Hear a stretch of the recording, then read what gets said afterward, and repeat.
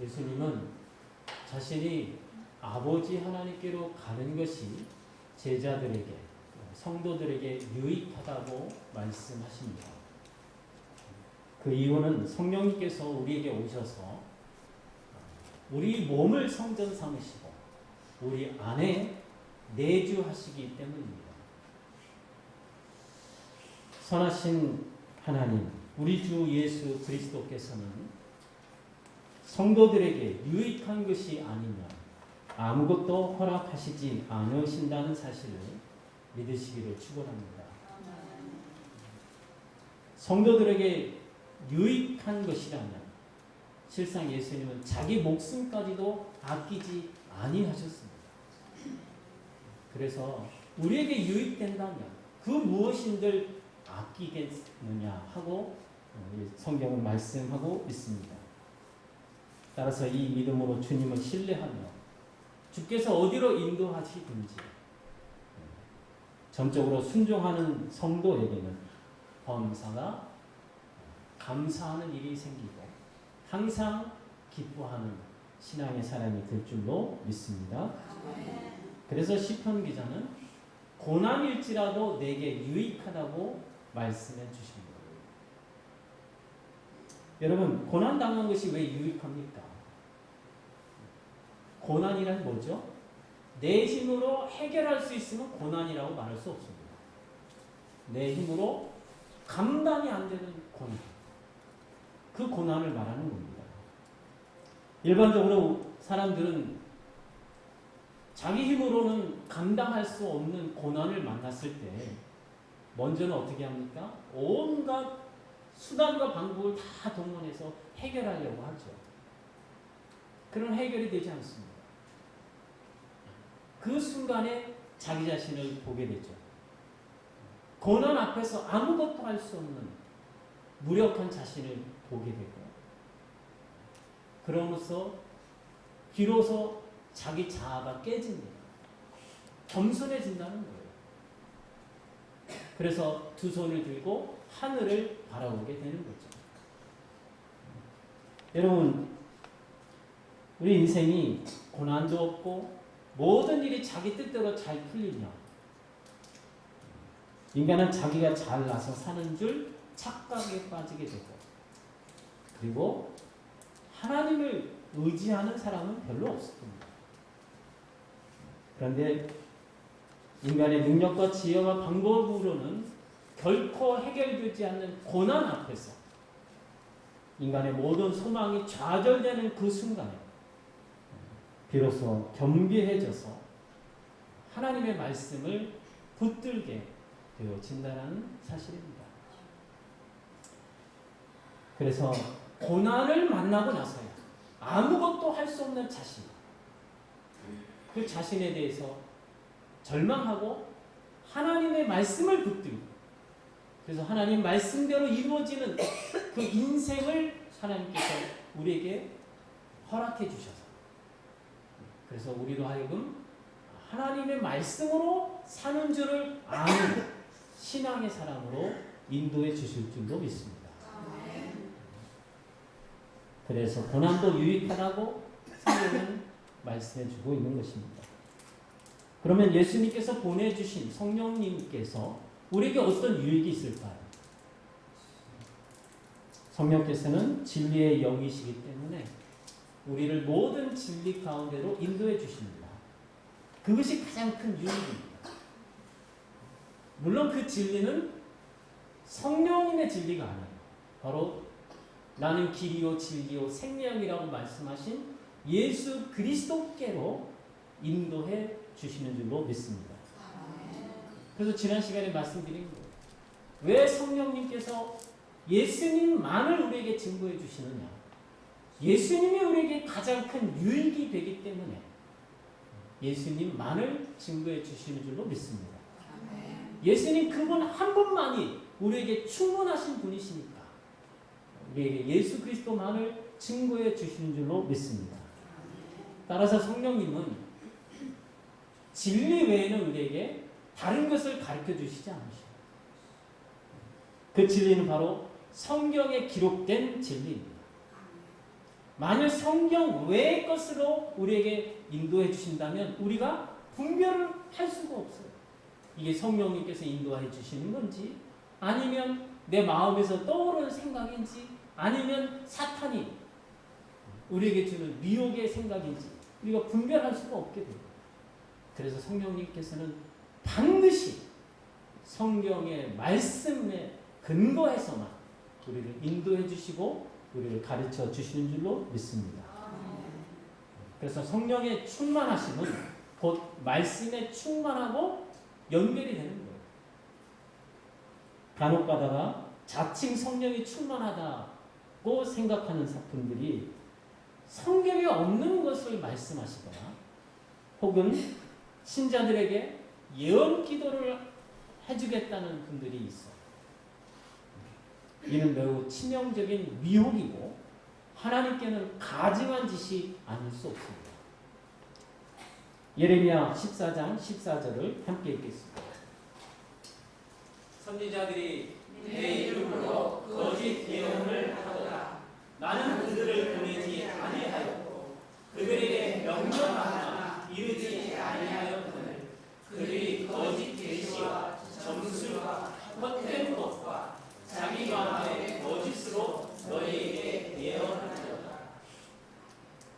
자, 여기 선지자들이 나오는데 선지자가 누굽니까? 선지자는 무당처럼 점을 쳐주는 사람일까요? 아니죠. 선지자는 하나님의 말씀을 받은 자들입니다. 왜 말씀을 받을까요? 누구에게 전달해 주라고. 그래서 말씀을 받아서 선지자는 그 사람에게 가서 하나님의 받은 말씀만을 전달해 주는 것이 선지자입니다. 근데 여기 나오는 선지자들은 누구냐?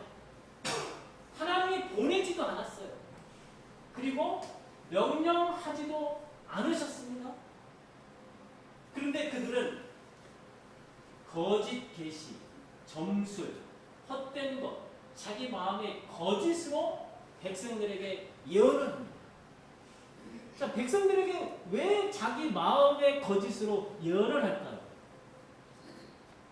자기에게 유익한 것이 없으면 왜 그런 헛된 짓을 하겠습니까? 자기에게 유익한 것이 있으니까 거짓으로 예언을 하는 거죠. 여러분, 선지자는 하나님의 말씀이 임할 때에만 가서 전하는 자들입니다. 근데 여기 나오는 이 거짓 선지자들은 누가 찾아와요. 혹은 찾아가서 자기가 스스로 찾아가는 겁니다. 하나님이 보내시지도 않았어요. 가서 예언을 해주는 거죠. 하나님 말씀이 임하지도 않았는데 어떻게 예언을 하겠습니까? 자기 마음에 나오는 대로 하는 거예요.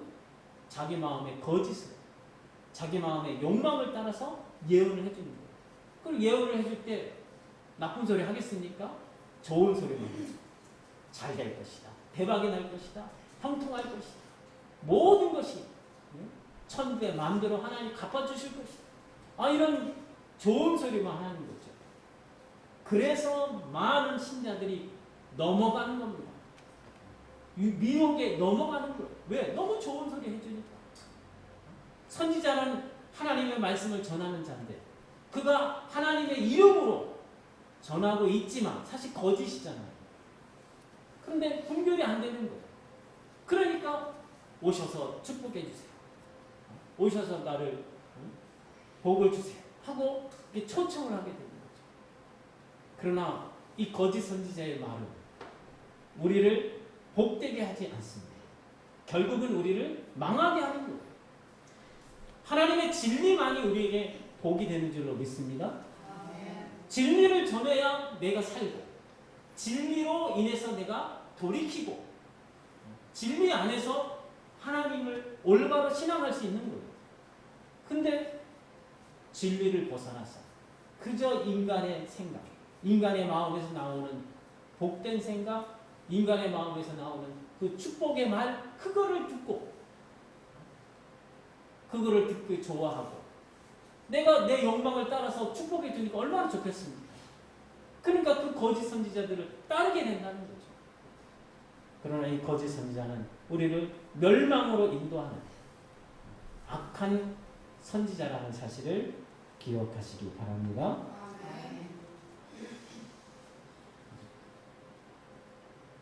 한국교회 이단의 역사를 보면은 이단의 교주들이 처음부터 잘못된 경우는 거의 없어요. 이단의 교주들이 처음부터는 그렇게 못 나가지 않았고 격길로 가지 않았죠. 처음에는 열심히 기도했고 금식하고 오랫동안 기도하는 동안에 체험을 하게 됩니다.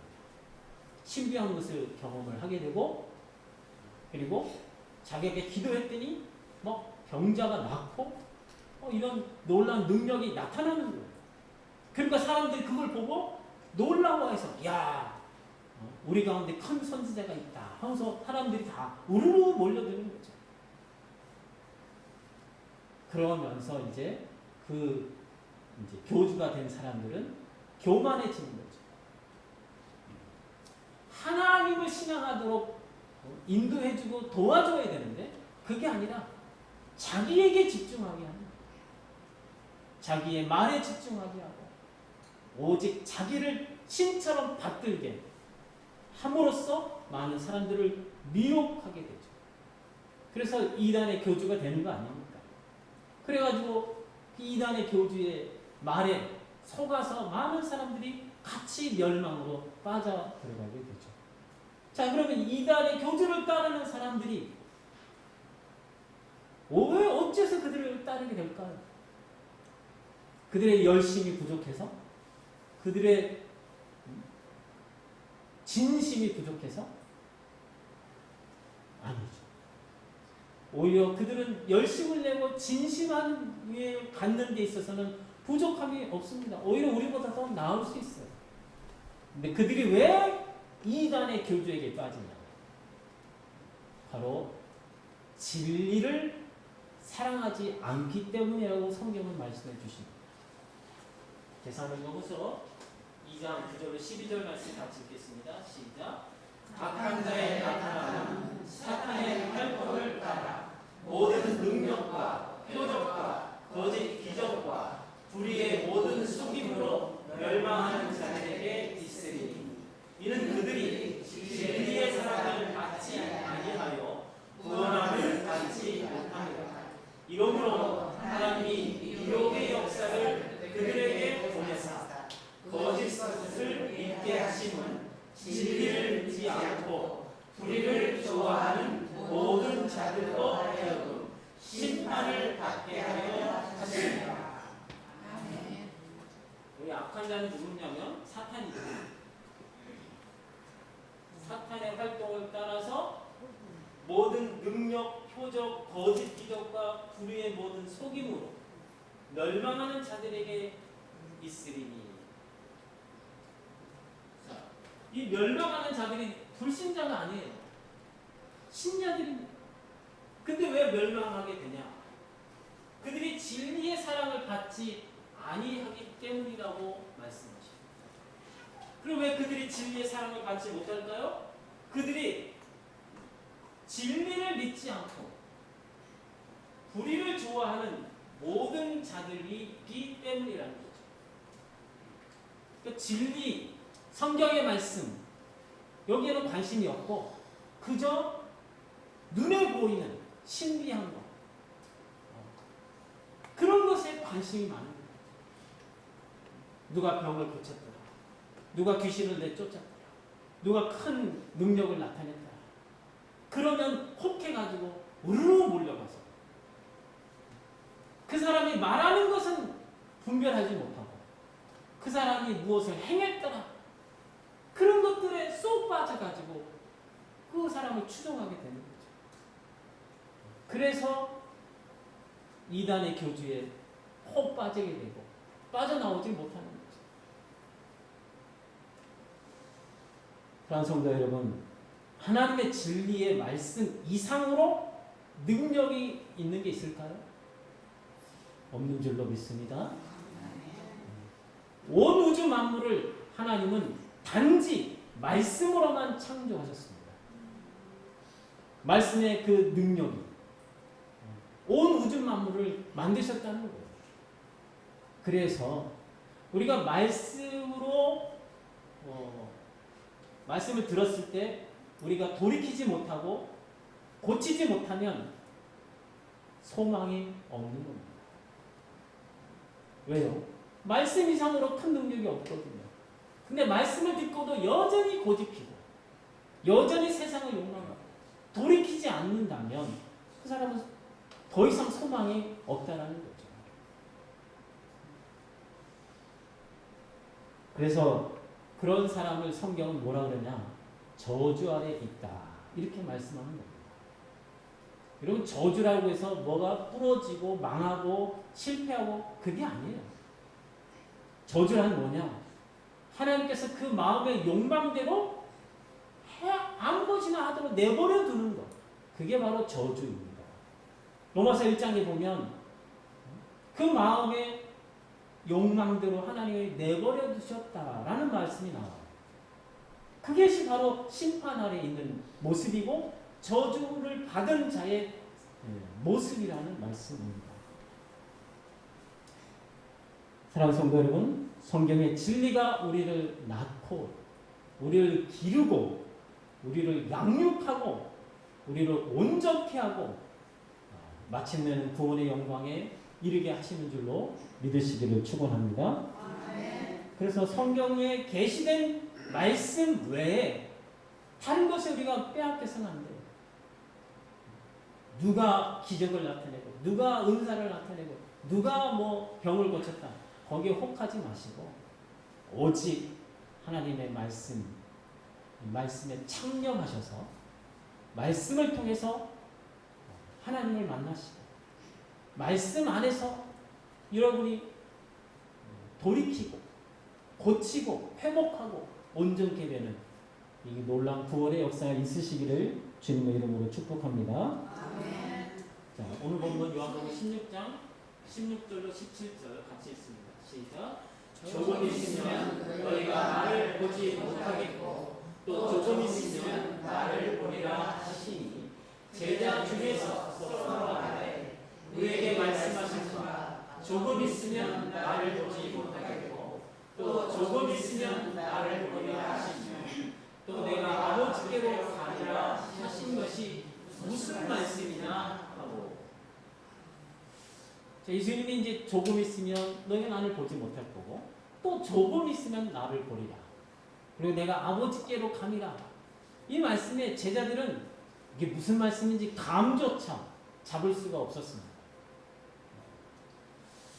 실상 예수님은 이제 불과 몇 시간 후죠. 몇 시간 후가 되면 대제사장이 보낸 그 군인들과 종들에게 붙잡히시게 되죠. 그리고 공회 앞에 서서 재판을 받습니다.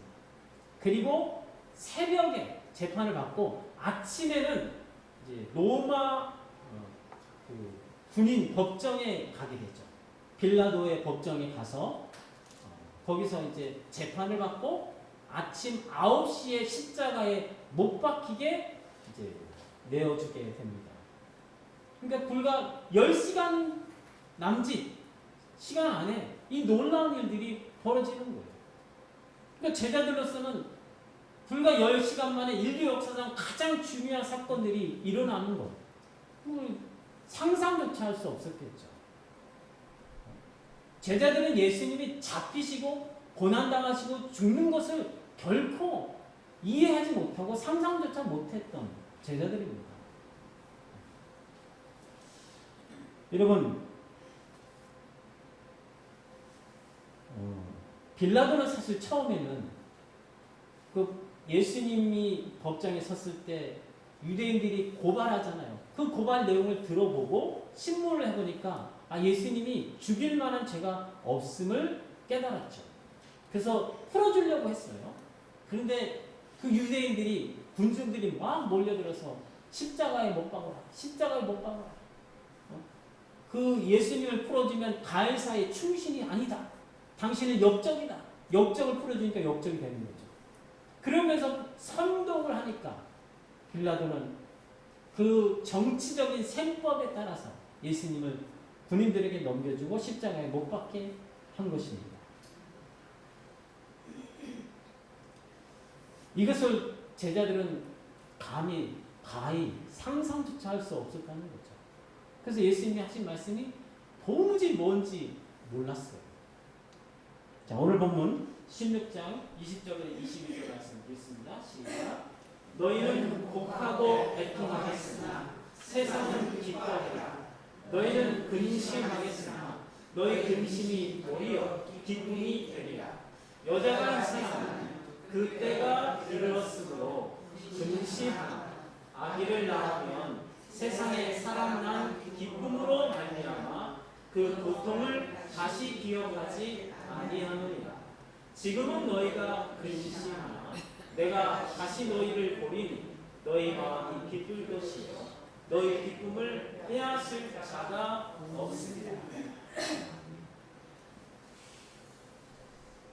예수님이 이제 십자가에 내어 주심으로 제자들은 이제 근심하게 됐죠. 근데 세상은 기뻐하리라고 말씀합니다. 여기 말하는 세상은 무엇을 말할까요?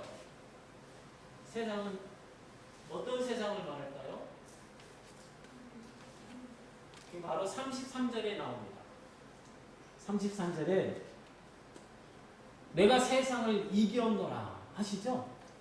거기서 말하는 세상이 바로 여기에서 말하는 세상하고 똑같습니다. 그러니까 여기 말하는 세상은 바로 악한 자가 다스리는 악한 영의 지배하에 있는 세상을 말합니다.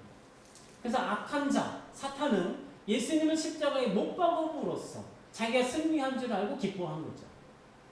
그러나 비록 예수님께서 십자가에 달리심으로 세상에서는 패배한 것 같지만 사실은 예수님이 자기를 스스로 내어준 겁니다.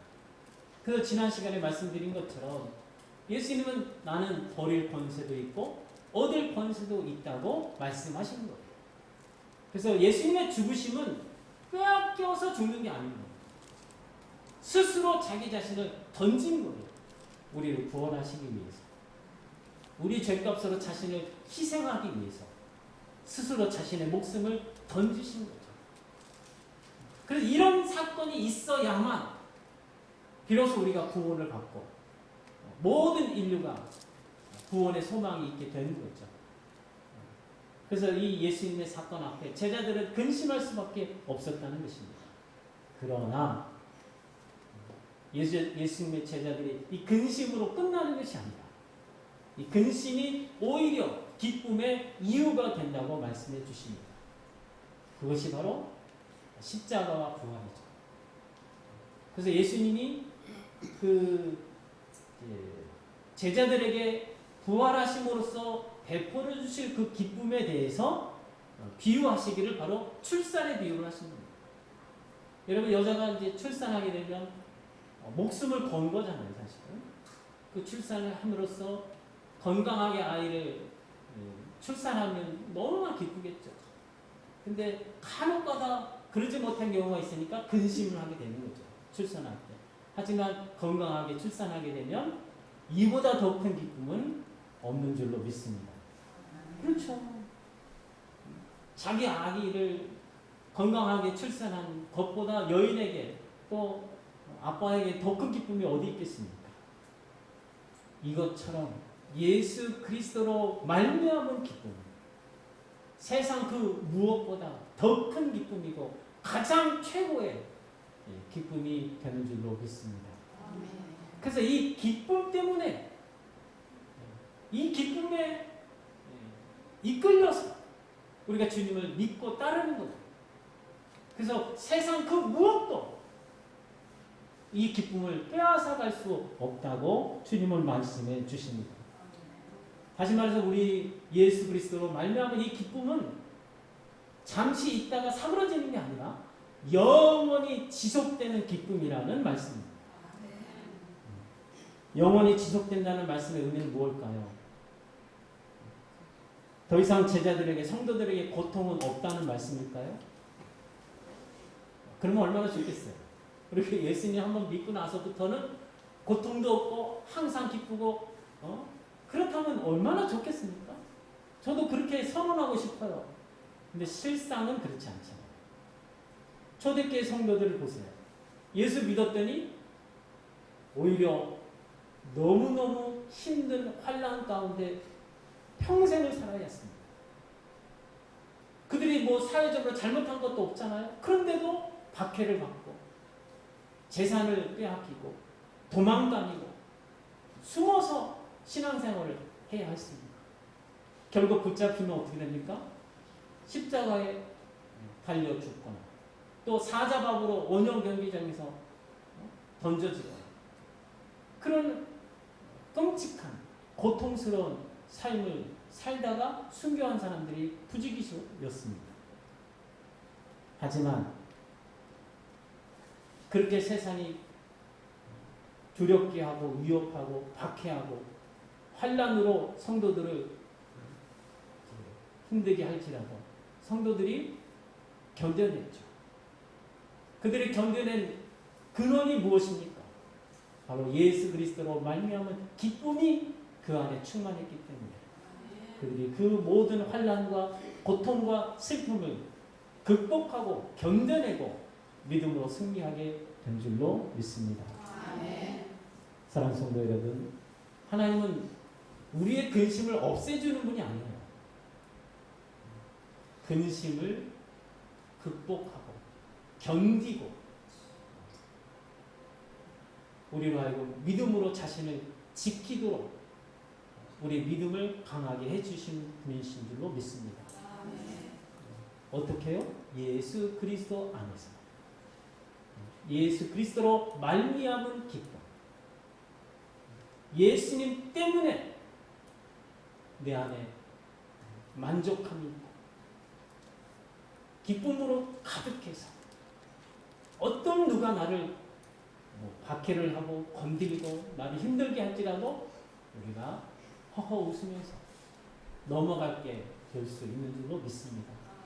그래서 우리가 가지고 있는 이 기쁨은 그 누구도 빼앗아 갈 수 없다고 말씀해 주시는 것입니다.